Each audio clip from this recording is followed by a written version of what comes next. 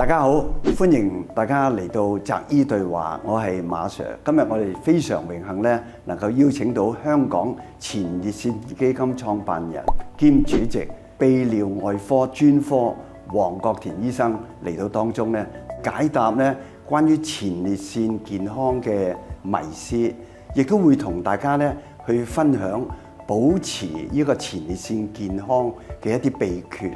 馬 Sir 你好 ，Hello 大家好。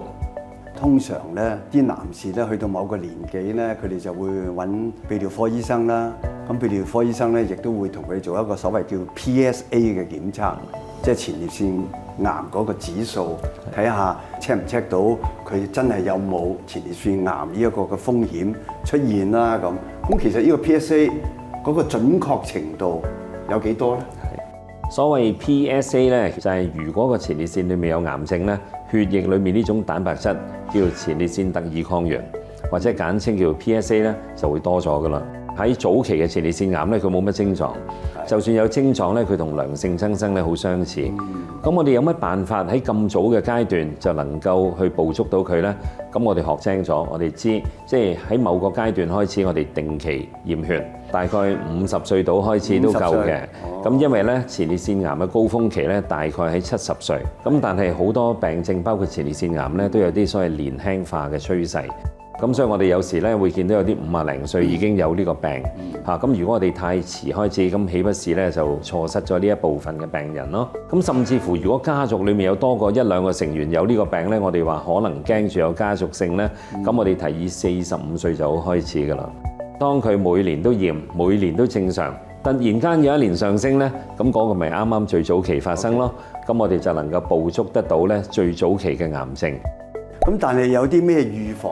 因為坊間咧成日都有提，就係話，喂，呢啲男士食多啲番茄，因為番茄有茄紅素，可能可以幫到前列腺嘅健康嘅。咁呢個係咪有一啲數據係真係有呢樣嘢咧？係啊，實際上喺西方嘅營養學上面嘅研究咧，發現咧有啲食物咧，的確對於我哋健康或者預防癌症咧係有幫助㗎。咁舉個例講，一啲抗氧化嘅食物啦，抗氧化係啦，譬如話啲綠茶啊，即係白茶呢啲，咁有啲幫助。咁至於番茄紅素咧，就特別有啲做過研究。係。咁其實佢就基於咧喺歐洲咧有一班人咧，佢哋成日食啲即係熟嘅番茄嘅。哦。咁就發現嗰班人咧患前列腺癌嘅機會咧就特別少嘅喎。咁後來咧就發現番茄裡面有一種物質叫做 lycopene。咁啊，中文啊，顧之然翻譯咗佢做番茄紅素啦。係。咁發覺攝取多啲番茄紅素咧，的確咧係有機會減低前列腺細胞變癌細胞嘅機會。細胞。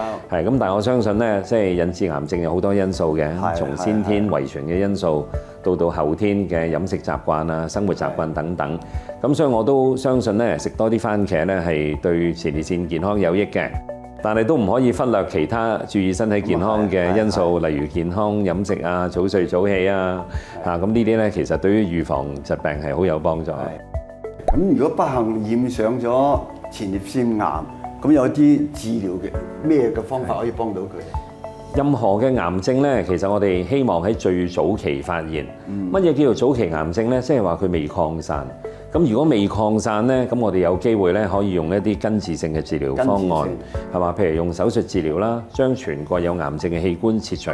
咁又或者有啲人咧，可能佢年紀太大，好虛弱啊，接受唔到麻醉咧，放射治療咧，可以講都係另外一個選擇。咁你講到切除係將嗰個前列腺啦，抑或係睾丸啦？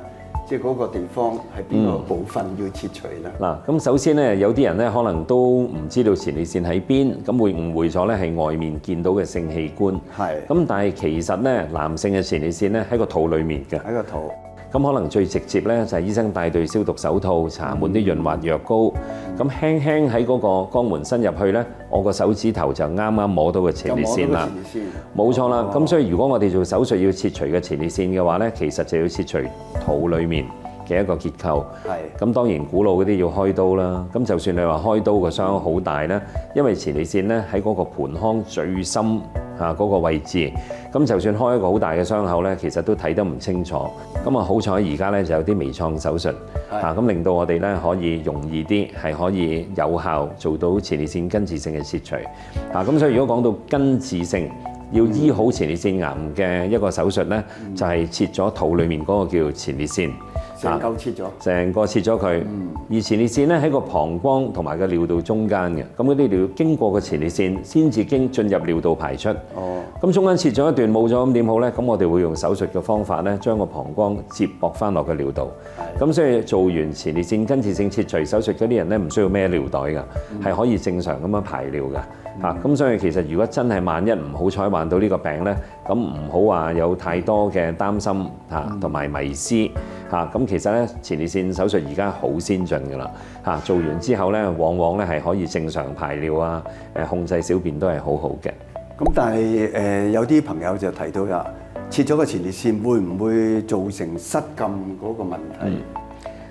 以往咧做完根治性前列腺手術咧，會引致失禁咧，一個最大嘅原因咧係因為未有微創手術就算開到個傷口好大咧，我都未必能夠做得好好㗎。咁但係而家有咗腹腔鏡微創手術，特別係配合埋一啲機械臂嘅系統咧，咁我哋可以能夠咧係好有效咁樣去將腫瘤完全切除，但係又保留翻嗰啲控制引尿嗰啲肌肉纖維，甚至乎咧係男性勃起嘅神經。咁所以近年咧好多病人做完根治性前列腺手術咧，佢小便控制都基本上係完全冇問題，甚至乎係有機會咧可以恢復翻嗰個男性勃起嘅性功能添。哇！咁呢個真係一個好消息嚟嘅喎。咁啊，最後咧我都同大家賣個廣告先。嚟緊嘅嗇色園咧會聯同香港前列腺基金會咧喺今年嘅6月19號下晝2點鐘咧，會喺我哋嗇色園黃大仙祠嘅鳳鳴樓禮堂咧，會有一個講座，係關注前列腺嘅健康嘅專題講座，亦都會帶晒啲護士姑娘嚟到當中咧，同大家出席嘅參加者咧去做一個 PSA 嘅檢測。由於名額咧係有限啊，咁就先到先得。我哋希望咧有興趣嘅觀眾咧可以打電話俾我哋嘅同事咧係去報名嘅。咁啊，今集咧時間都差唔多啦。咁啊，再次多謝黃醫生嚟同我哋咧去分享呢個咁重要嘅醫學嘅一個主題。咁咧，希望大家咧都俾個 like， 阿黃醫生亦都俾個 like 同訂閱我哋呢一個 YouTube channel，好嘛？多謝晒黃醫生。好，多謝馬 Sir。